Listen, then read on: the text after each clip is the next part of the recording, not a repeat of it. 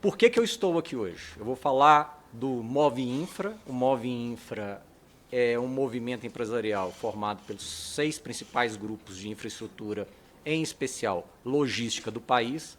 A gente está falando de ferrovia, hidrovia, rodovia, armazenagem, transporte de passageiros. Quer dizer, é uma gama grande de serviços. E a única coisa que nós queremos é o que a Alina falou no último painel, o óbvio. A única coisa que nós queremos é o óbvio. Porque o nosso grande medo, e aí também parafraseando a nossa poetisa tributária aqui, a Marielbe, é que não haja mudança de mindset. A gente tem visto coisas assim de arrepiar. Esses dias eu acordei de madrugada com um pesadelo, minha esposa, o que foi, meu amor? O que foi, meu amor? Você estava falando ST, ST, ST. Pelo amor de Deus! O IVA já existe fora do país há décadas, em mais de 160 países. A gente não pode fazer a regulamentação do IVA com cabeça de ICMS, com cabeça de IPI, nem com cabeça de PIS e COFINS. Então, o nosso ponto aqui é o óbvio, é a gente implementar a essência do IVA. E aí, uma grande questão, e eu gostaria de pedir para passar outro slide, eu fiz uma rosa dos ventos aqui, até para mostrar a estrutura. Este, para nós, do Move Infra, é o óbvio. Tá? Então, IBS e CBS são IVAs, a tributação é sobre o consumo, mas temos que tomar muito cuidado nesse ponto. Muito cuidado. Porque se eu vou comprar um chocolate no supermercado e a tributação é sobre o consumo, a caixa vai esperar eu abrir o chocolate para emitir a nota, para fazer a tributação? Não. Em determinados momentos é a operação para consumo. É algo diferente. No nosso caso aqui, que são empresas de infraestrutura, isso tem total relevância. E isso é um dos pontos que a gente colocou nos nossos pleitos. Neutralidade. Gente, tomem cuidado para não confundir. Não cumulatividade, que eu nem gosto desse nome. Não pense em elefante. Pensaram. Não cumulatividade é um termo, na minha visão, arcaico. Isso é um método. Está na Constituição? Está, porque a gente está acostumado com ele. Mas a não cumulatividade, ela não pode ser confundida com neutralidade. Não cumulatividade é um mecanismo dentro do escopo maior e mais complexo que é a neutralidade. E aqui também é o nosso ponto que vai permitir que a gente faça, são 9 pleitos do Move Infra, tá? Para que toda essa rosa dos ventos seja atendida. Base de cálculo real. O que é base de cálculo real? Base de cálculo real não é, por exemplo, quando uma empresa tem a obrigatoriedade, por questões contábeis, de registrar uma certa receita, que ela não recebeu. Então, sempre lembrando, se a gente está falando de fato gerador, negócio jurídico, oneroso, com bens, materiais ou serviços, vamos tomar muito cuidado com aquilo que a gente está colocando na lei complementar. Local do fato gerador. Imagine o seguinte, a gente tem que tomar cuidado também, local do fato gerador e destino, não confundir as duas coisas, para começo de conversa, e perceber que, independentemente da gente querer uma harmonização da norma, a gente tem que lembrar o que as nossas mães sempre falavam: meu filho, você não é igual aos outros. E, efetivamente, o setor de infraestrutura não é igual aos outros. Imagine você passeando com seu carro por uma estrada sob concessão. Onde é o local do fato gerador? Uma estrada que passa por diversos municípios, por diversos estados.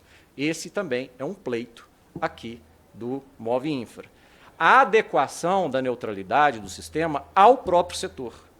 O sistema tem que ser funcional, ele tem que conversar. Esse é o grande medo, e eu ouvi aqui das minhas nobres colegas do movimento, eu posso chamar de movimento também Mulheres do Tributário? Do movimento Mulheres do Tributário. Ele tem que ser funcional, e esse também sustenta os nossos pleitos. Então, chegando, quais são esses pleitos? Eu vou passar bem rapidamente, que eu sei que meu tempo é ultra curto. todos esses pleitos estão muito bem detalhados, foram entregues, está no nosso grupo do GT15, assim como todos os nossos pleitos nos demais GTs, não só a justificativa, mas também uma proposta de redação. O que a gente está falando? Que, por exemplo, para empresas concessionárias, eu vou dar um exemplo simples, empresas concessionárias. No momento em que ela está construindo, investindo, e ela passa anos investindo, as empresas do Movinfra vão investir 80 bilhões de reais nos próximos 5 anos. Nesse momento inteiro que ela está investindo, ela não está tendo receita, mas ela é obrigada a registrar uma receita de construção que não é receita. É uma questão contábil. Então, respeitar o fato gerador. Sugestão de adequação também, para que o sistema seja coerente, por exemplo, nos contratos com a administração pública. A gente tem lá na norma que existe uma redução a zero das alíquotas dos demais entes em favor daquele ente contratando. Mas que isso seja estendido para ser coerente. Também, por exemplo, quando a administração pública é responsável pelo pagamento, por exemplo, nos contratos com o PPP. Então, a gente quer a coerência. Mais um pleito. Esse pode até significar aumento de tributo. Mas olha o que o Movinfra quer. O Movinfra quer a harmonia do sistema. Por exemplo, na base de cálculo de mobilidade urbana. A remuneração na mobilidade urbana é a tarifa de remuneração, que é composta pela tarifa pública, quanto que o usuário paga, mas também por outras receitas. A gente poderia estar muito bem aqui querendo e pleiteando que a base fosse a tarifa pública. Não, o Movinfra quer e solicita que seja a tarifa de remuneração. E eu já estou finalizando.